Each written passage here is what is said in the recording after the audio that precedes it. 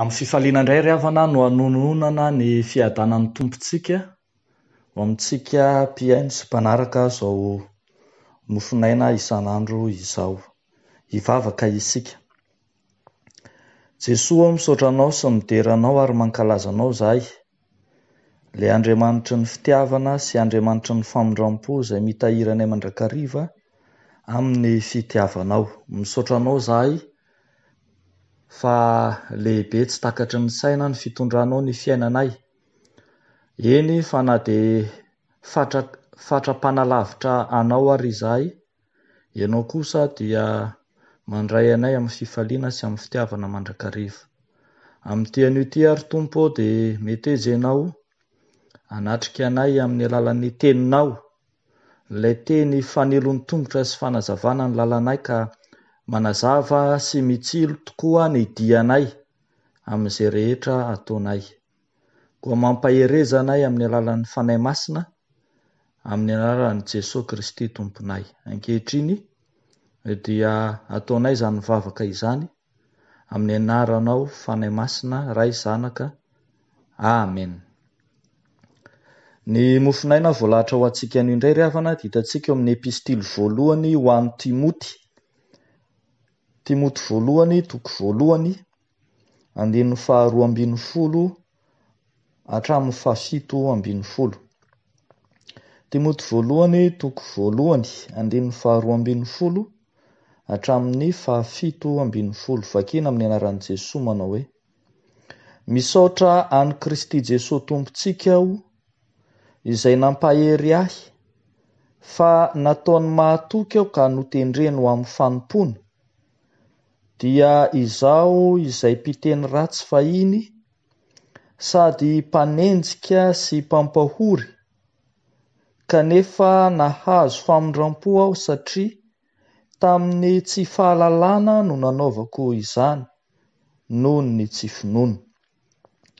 Fa be indrindra ny fahasoavan'ny Tompontsika tamin'ny finoana sy ny fitiavana izay ao amin'ny Kristy Jesosy. Mahatoky ka tokony hekena amin'ny fankasitrahana rehetra izao teny izao. Tonga tetỳ ambonin'ny tany Kristy Jesosy hamonjy ny mpanota, ary amin'ireny izaho no lohany. Kanefa izao no namindrana fo tamiko, dia ny mba hisehoan'i Jesosy Kristy eo amiko, izay lohany, ny faharipo rehetra ho fianarana ho an'izay hino azy hahazoana fiainana mandrakizay. Ary ho an'ny mpanjaka tsy manan-taloha, tsy mety maty, tsy hita, dia ho an'Andriamanitra tokana ihany anie ny laza sy ny voninahitra mandrakizay. Amen. Ray Masino, manamasinanay amin'ny fahamarinana, ny teninao no fahamarinana. Amen. Ny apôstôly Paoly manoratra ity epistily ity ho an'i Timoty, zanany amin'ny finoana, zanany ara-panahy, manoro sy mananatra azy mahakasika ny fitondram-piangonana, mahakasika ny amin'ny izay toromarika hitantanana ny fiangonana. Ary izany no mahatafiditra ity epistily ity ho ao anatin'ny sokajim-boky antsoina hoe epistily pastoraly, izay natokana indrindra ho an'ireo mpitondra fiangonana sy izay mpitantana ny fiainan'ny fiangonana. Ary mahakasika izany indrindra ny ity mofonaina ity, raha marina kokoa dia mahakasika ireo dinika izay fanaovana ao amin'ny fiangonana, mahakasika ny fitezam-panahy ny mpino. Ka hitarihan'ny soratra masina antsika eto manasongadina ny fiovapon'ny mpino. Eto dia hitantsika fa raha miresaka fanovana ny apôstôly Paoly dia asongadiny amin'izany ny maizy azy an'Andriamanitra izay mandray ny fanovana. Hitantsika eto fa raha milaza ny apôstôly Paoly fa nanana ny toetra ny fahiny izy, eo amin'ny 7:17, mpiteny ratsy hoy izy, mpanenjika, mpampahory. Mpiteny ratsy azo ilazana amin'io dia ny hoe blasphémateur zany hoe mpanao blasphémie, mpiteny ratsy an'Andriamanitra. Fa azo lazaina koa hoe diffamateur satria tena mpanendrikendrika mihitsy, ozy ny tanora hoe mpanisy sira. Zany no anjara toerana nisy an'ny apôstôly Paoly. Ary voalaza eto hoe mpanenjika satria dia vitany mihitsy no nandeha naka lalana tany amin'ny fahefam-panjakana Romanina mba ahazahoany alalana manenjika sy misambotra ny izay nivavaka nanaraka ny tompo na ny kristianina.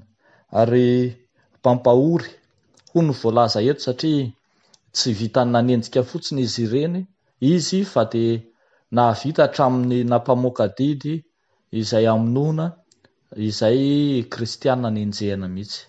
Izany no toetra fahiny izay nananan'ny apôstôly Paoly izay tany saina eto, kanefa ambarany fa mbola mihoatra lavitra noho izany no nanavotany Kristy azy tamin'ny alalan'ny fahasoavana. Hoy ny voalaza hoe fa be indrindra ny fahasoavan'ny tompontsika tamin'ny finoana sy ny fitiavana izay ao amin'ny Kristy Jesosy. Zany hoe zany raha azontsika tsara dia noho ny haben'ny fahasoavan'Andriamanitra no nahafahany nizotra tamin'ny lalam-piovana. Ny haben'ny fahasoavan'Andriamanitra no nahafahany nanatanteraka ny fiovam-po. Azo lazaina mihitsy fa io fahasoavan'Andriamanitra io no nampiova fo any apôstôly Paoly. Mazava arak'izany fa tsy ezaka manokana tao amin'ny apôstôly Paoly no nitondra azy tany amin'ny fiovana na nialana tamin'ireo toetra izay nananany fahiny. Tsy noho ny finiavana na ny fahamendrehana manokana izay nananany no nitondra azy ho amin'izao fiovana lehibe ka nahatonga azy ho lasa misionera mpitory filazantsara lehibe taty aoriana, fa noho ny haben'ilay fahasoavan'Andriamanitra. Ny fahasoavan'Andriamanitra dia hita taratra ao amin'ny Jesosy Kristy.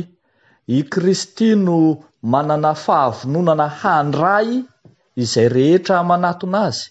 I Kristy no nandrotsaka ny fahasoavany ho an'ny olombelona rehetra. Ary hitantsika fa saron'ny fahasoavan'Andriamanitra izay heverina fa toetra ratsy fahiny nananany apôstôly Paoly. Fa tsy izany ihany, fa hitantsika ihany koa rehefa mamaky ny 9:40 isika dia ambara fa ny famondram-pon'i Jesosy Kristy no ahazoany fiainana mandrakizay. Raha marina mantsy, raha miresaka izy eo amin'ny 15:50 dia milaza tena ho mpanota ny apôstôly Paoly. Ary tsy vitany antsoina hoe mpanota fotsiny aza, fa ambarany mihitsy fa izy dia isan'izay lohany amin'ny mpanota. Ary naveriny indroa mihitsy zany. Eto dia aseho fa natohina haben'ny fahotana, natohina hadirin'ny fankahalana sy ny fanalavirana an'Andriamanitra, dia ezaka mahdiodio avy amin'Andriamanitra kosa no hanadiovany ny olona. Misy ilay fitenenana mahazatra manao hoe quand le péché abonde, la grâce surabonde. Zany hoe rehefa hitatsika fa tena tonga any amin'ny faratapon'ny fahotana isika, dia mbola mihoatra lavitra noho izany kosa ny asan'ny fahasoavana manadio antsika. Arak'izany ambaran'izao soratra masina izao fa tsy misy ny fahotana, tsy misy ny fahadosoana, tsy misy ny fanalavirana an'Andriamanitra izay tsy ahazoana famindram-po intsony, fa ao amin'ny Kristy. Rehefa manaiky hiverina ao amin'ny Kristy ny olona iray, na toy inona fahotana, na toy inona tsy fahamendrehany, na toy inona fisokajian'ny olona sy ny fiarahamonina manodidina azy, i Kristy kosa dia vonona handray azy mandrakariva. Alaivo sary an-tsaina anie ry havako izay nahazo any Zakaiosy fa izay. Zakaiosy izay olona nitondron'ny fiarahamonina molotra, olona izay heverina fa mangidy hoditra tamin'ny fiarahamonina satria nosokajiana ho mpangalatra, ho mpanambaka, ho mpanakolikoly. Zany hoe tena olona tsy mendrika teo amin'ny fiarahamonina, maloto tanana, raha izany no azo ilazana azy, satria tena nanambaka tokoa izy. Kanefa rehefa tonga tao an-tokantrano Jesosy Kristy, dia vonona kosa izy hanolotra famonjena, ka nilaza taminy hoe anio no tonga eto amin'ity trano ity ny famonjena, fa izy dia zanaky Abrahama koa. Lay fahasoavan'Andriamanitra, lay famindrampon'Andriamanitra, lay fitiavan'Andriamanitra dia vonona mandrakariva ho an'ny mpanota rehetra mibebaka, na toy inona sehatra nisy azy. Tahaka izany koa no nahitantsika ilay zanak'Adala. Zanak'Adala tany am-piandohana dia efa hita ny fahadalany izay nangataka tsy tamin'ny fotoana ny hareny mba ho laniana tamin'ny fanirian-dratsy. Dia hitantsika tsara fa tena lany tanteraka, tsy nisy niangana ny hareny. Kanefa na tsiaro niverina ho any an-drainy izy, dia indro ny rainy niazakazaka ny tsena azy, namihina azy, nanoroka azy, nampanao kapa ny tongony sy nampanao peratra ny tanany, nampitafy azy ny akanjo tsara indrindra ary namono ny mifahy ho azy. Ry havako malala ao amin'ny Tompo, na izao koa na ianao, mety samy manana ny toetra ratsy izay nananana fa izay, mety eo amin'ny toeran'ny fanalavirana an'Andriamanitra, mety manana an'izay fahotana nahazatra na fahotana namatotra tamin'ny fotoana lasa rehetra. Izao no tsarovy ry havako, na toy inona fahotana nananao, Jesosy Kristy, lay be famindram-po, lay be fitiavana, lay be fahasoavana, dia vonona mandrakariva hamela ny fahotan'ny olona rehetra izay manatona azy, hahatonga ny olona rehetra hahazo ny fiainana mandrakizay. Ny tanjon'Andriamanitra eo amin'ny fiainana ry havako dia ny hananan'ny olona rehetra ny fiainana mandrakizay, ny andovan'ny olona rehetra ny fiainana mandrakizay. Arak'izany dia raha ny fanirian'Andriamanitra dia tena sitrany tokoa ny olona handova izany fiainana izany. Efa naroson'Andriamanitra ny vahaolana, dia nanomezany ny zanany ilay tokana, dia Jesosy Kristy ho fanatitra, ho avitra hisolo ny fahotan'ny maro.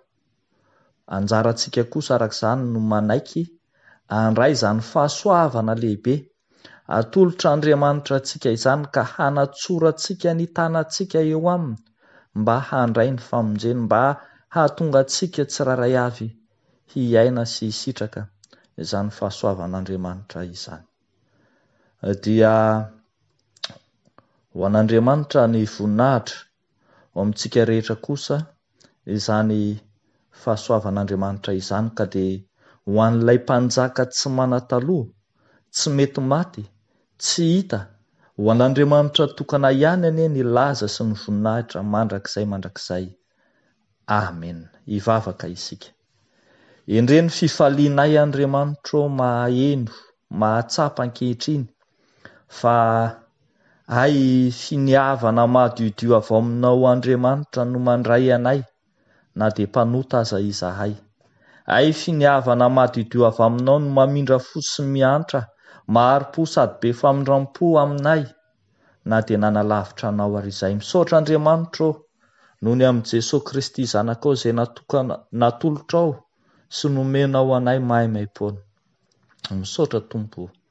Ankehitriny izahay mivavaka aminao, mametraka eo ambany fahasoavanao ny fiainan'ny manodidina anay, ny fiainan'ny vahoaka tsiraray avy, fa mivavaka koa ho an'ireo izay sahirana, miatrika ny adiny samy rery.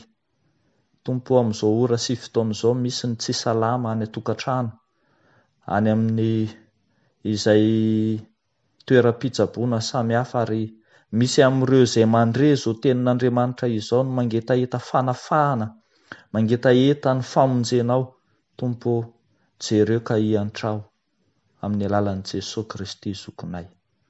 Dia ho anao ny dera sy ny laza ny voninahitra, ry Andriamanitra ray, Zanaka, Fanahy Masina. Amen.